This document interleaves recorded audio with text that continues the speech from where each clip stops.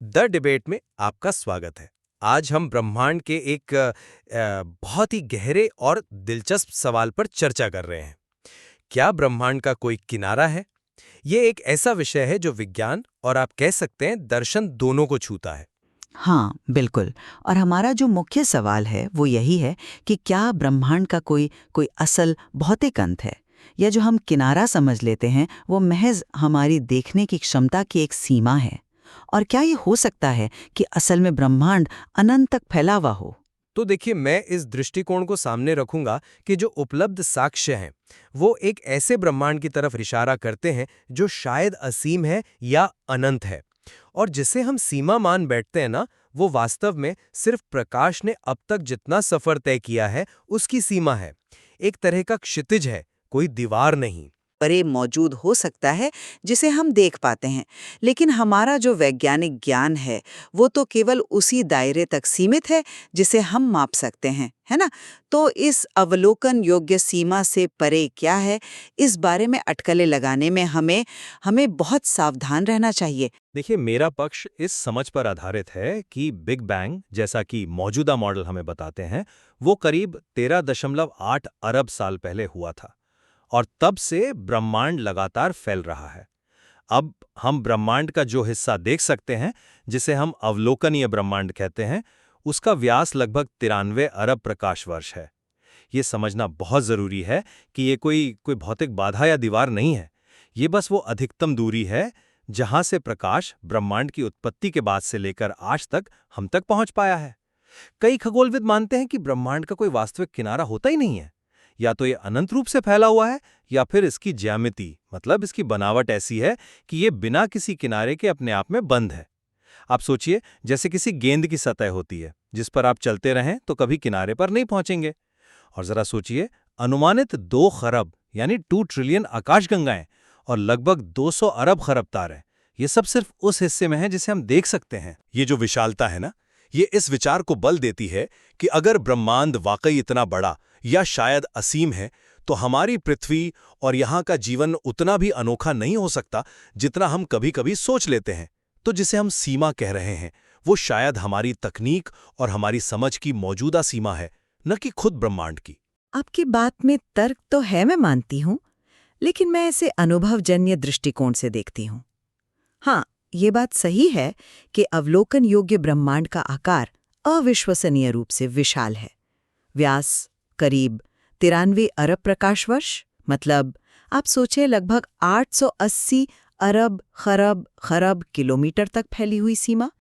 लेकिन हमें इस बात पर टिके रहना चाहिए कि यही यही वो एकमात्र सीमा है जिसके बारे में हमारे पास सीधे सबूत हैं, जिसके आंकड़े हम असल में इकट्ठा कर पाए हैं। ये सीमा, जैसा आपने भी कहा, ब्रह्मांड की उम्र यानी 13.8 अरब वर्ष और प्रकाश की जो सीमित गति है उसका सीधा नतीजा है। तो ये एक अवलोकन की बाधा है। ये जरूरी नहीं कि ब्रह्मांड की कुल प्रकृति का बयान हो, पर यही हमारी जानकारी की हकीकत है ना? इसके अलावा हबल स्थिरांक का जो मान है लगभग 70 किलोमीटर प्रति सेकंड प्रति मेगा पारसेक, इसको अगर आसान शब्दों में कहूं तो हर 33 लाख प्रकाश वर्ष की दूरी पर जो आकाशगंगा है वो हमसे हर सेकंड 70 किलोमीटर की रफ्तार से और दूर जा रही है। ये मापता है कि ब्रह्मांड कितनी तेजी से फैल रहा है। अब इस फैलाव का एक बहुत महत्वपूर्ण नतीजा ये है कि जो बहुत दूर की आकाशगंगाएं हैं वो हमसे इतनी तेजी से दूर जा रही हैं कि उनका प्रकाश भविष्य में कभी भी हम तक नहीं पहुंच पाएगा। असल में भविष्य में हम ब्रह्मांड का पहले से कम हिस्सा देख पाएंगे। शायद आखिर में सिर्फ हमारा अपना आकाशगंगा समूह यानी लोकल ग्रुप ही दिखाई देगा। ये बात इस अवलोकन योग्य सीमा के व्यावहारिक महत्व को और भी पुख्ता करती है।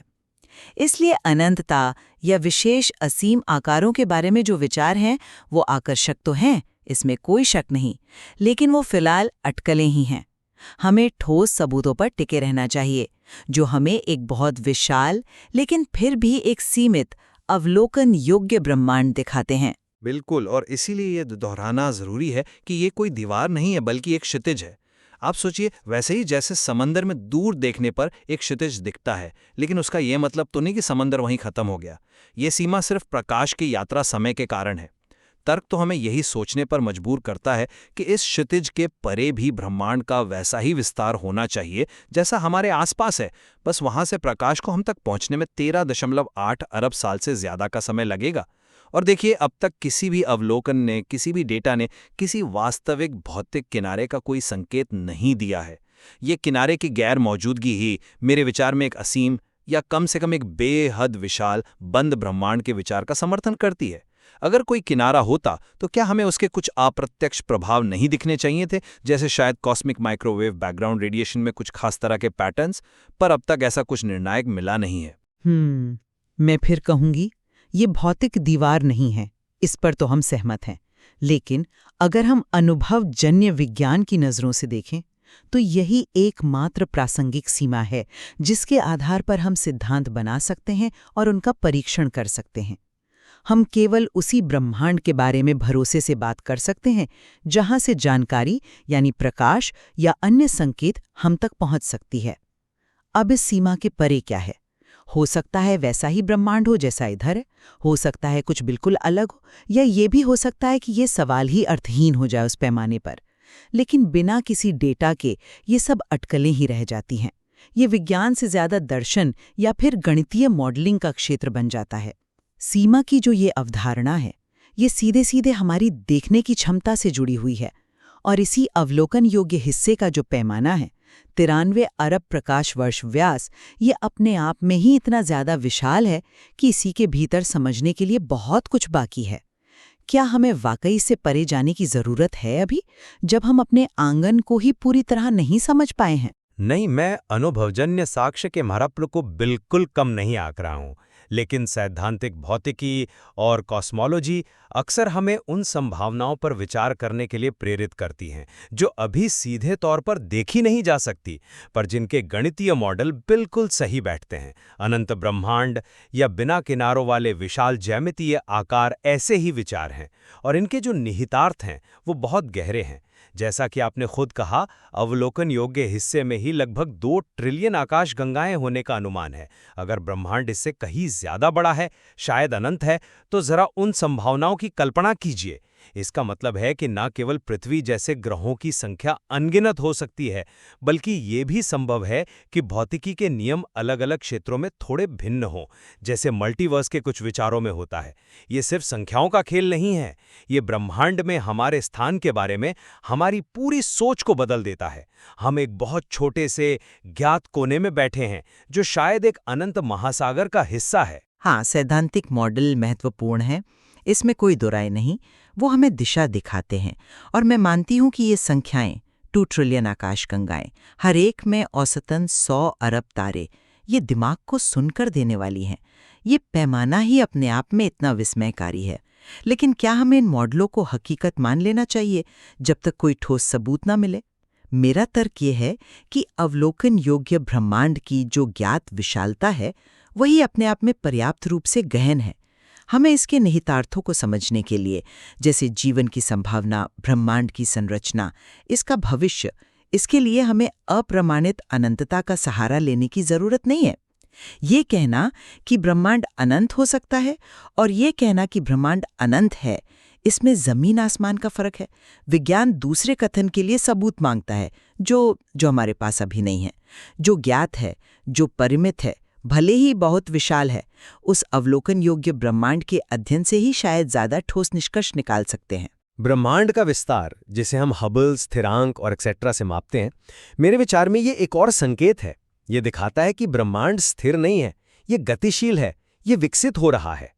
अब एक लगातार फैलती हुई चीज की कल्पना करना जो किसी सीमा से बंधी ना हो, मुझे ज्यादा स्वाभाविक लगता है, बजाय इसके कि ये फैलाव किसी अदृश्य दीवार पर जाकर बस रुक जाए। यह विस्तार खुद ही एक असीम या बहुत बड़े विकसित हो रहे ब्रह्मांड की तस्वीर पेश करता है। यह एक बंद डिब्ले जैसा नहीं लगता, बल्कि एक लगातार खुलते हुए नज़ारे जैसा महसूस होता है। दिलचस्प बात है कि आप विस्तार का उपयोग असीमिता के पक्ष में कर रहे हैं, जबकि मैं इसी साक्ष्य का उपयोग अवलोकन की सीमाओं को पुष्ट करने के लिए करूंगी। मैं इसे ऐसे देखती हूँ, हाँ, ब्रह्मांड फैल रहा है, 70 किलोमीटर सेकंड मेगा पार्सेक। लेकिन इसका मतलब क्या है? इसका मतलब ये है कि बहुत दूर की आकाशगंगाएं हमसे इतनी तेजी से दूर जा रही हैं, असल में स्पेस खुद फैल रहा है, तो कुछ तो प्रकाश की गति से भी तेज सापेक्ष गति से दूर जा रही हैं कि उनका प्रकाश अब हम तक कभी नहीं पहुंच पाएगा। समय के साथ ऐसी और भी आकाशगंगाएं हमारी पहुंच से बाहर होती जाएंगी। यह प्रभावी रूप से हमारे अवलोकन योग्य ब्रह्मांड के क्षितिज को परिभाषित करता है और जैसा मैंने पहले कहा, भविष्य में इस अवलोकन योग्य हिस्से को असल में छोटा करता जाएगा।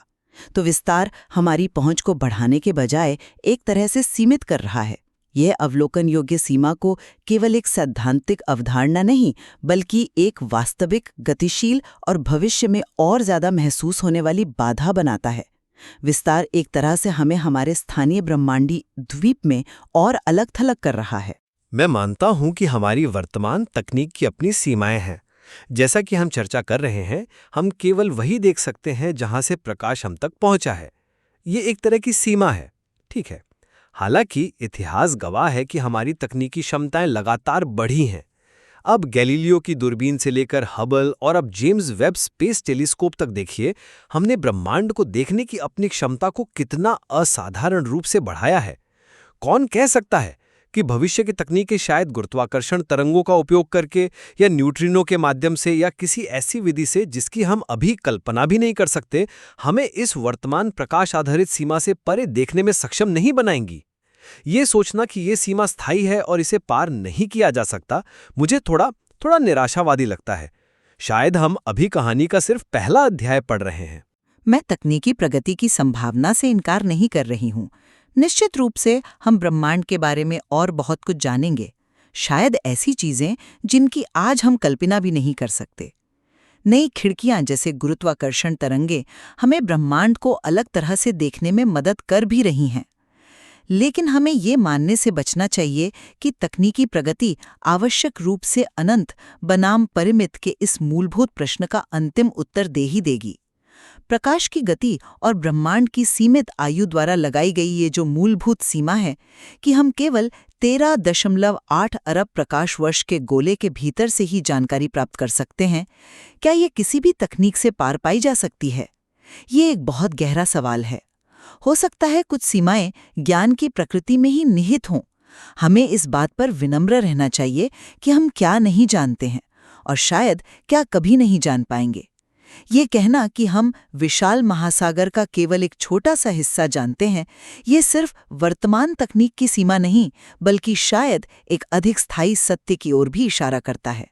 जो स्थापित ज्ञान है और जो आकर्षक अटकलें हैं, उनके बीच की रेखा को बनाए रखना वैज्ञानिक पद्धति के लिए बहुत महत्वपूर्ण है। तो संक्षेप में कहूं तो मेरा दृष्टिकोण ये है कि जिसे हम ब्रह्मांड की सीमा कहते हैं, वो वास्तव में हमारी वर्तमान अवलोकन क्षमता का एक क्षितिज मात्र है।